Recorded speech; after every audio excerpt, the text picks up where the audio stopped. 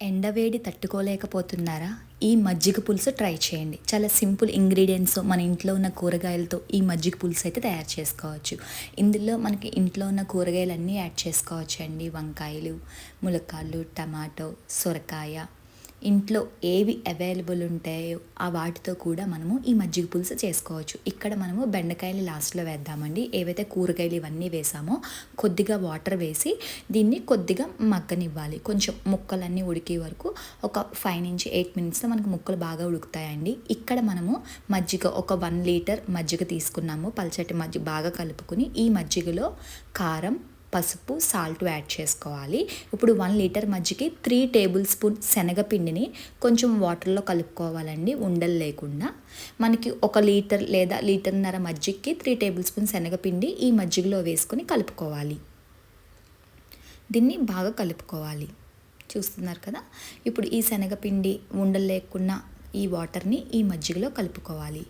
మనకి already stove మీద మనకి కూరగాయలు మగ్గుతున్నాయి కదండి. ఇవి కొద్దిగా మగ్గిన తర్వాత ఇప్పుడు ఇందులో మనం ముందుగా కడిగి పెట్టుకున్న పులుసు, మనము బెండకాయ ముక్కలు లాస్ట్లో వేస్తున్నామండి. ఎందుకంటే కొంచెం జిగురు వచ్చేస్తాయి కదా, అందుకు మనం పులుసు పోసే ముందు బెండకాయ ముక్కలు యాడ్ చేసాము.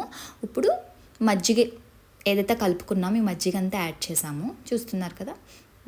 దీన్ని కదుపుతూనే ఉండాలండి మనము. ఎందుకంటే మజ్జిగ ఎరగకుండా ఉండడానికి మనం మజ్జిగ పోసిన తర్వాత ఒక 5 మినిట్స్ అది కొంచెం మరిగే వరకు మనము కదుపుతూ ఉండాలి. చూస్తున్నారు కదా. అల్లం వెల్లుల్లి పేస్ట్ కూడా యాడ్ చేసాము. ఒకవేళ అల్లం వెల్లుల్లి పేస్ట్ మీకు లేనప్పుడు అల్లం వేసేసి, అల్లం కొంచెం దంచి పెట్టుకుని వేసి తాలింపులో మీరు వెల్లుల్లి అనేది వేసుకోవచ్చు. చూస్తున్నారు కదా, మరుగుతుంది కదండి. ఇలా మరిగిన తర్వాత దీన్ని మనం తాలింపు పెట్టుకోవాలి. కలుపుతూనే ఉండాలండి, ఎందుకంటే మజ్జిగ అనేది విరిగిపోతుందని. చూస్తుంటే మనకి ఒక 5 మినిట్స్లోనే మనకి మజ్జిగ అనేది బాగా మరుగుతుందండి. అది మరిగిన తర్వాత దాన్ని తాలింపు పెట్టుకోవాలి.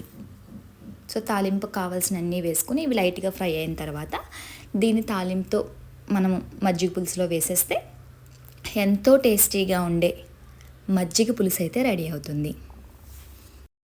ఈ వేసవిలో ఈ మజ్జిగ పులుసు తినడం వల్ల శరీరానికి చల్లదనం అందిస్తుందండి. అలాగే జీర్ణక్రియకు కూడా మంచి తేలిగ్గా కూడా అరుగుతుంది. ఎవరైతే బరువు తగ్గాలనుకుంటున్నారో వాళ్ళకి కూడా ఈ రెసిపీ అనేది యూజ్ అవుతుంది. కొత్తిమీరతో సర్వ్ చేసుకుంటే ఎంతో టేస్టీగా ఉండే ఆంధ్రా స్టైల్ మజ్జిగ పులుసు అయితే రెడీ. మరి మీరు కూడా ట్రై చేస్తే మీ ఎక్స్పీరియన్స్ కామెంట్ సెక్షన్లో కామెంట్ చేయండి.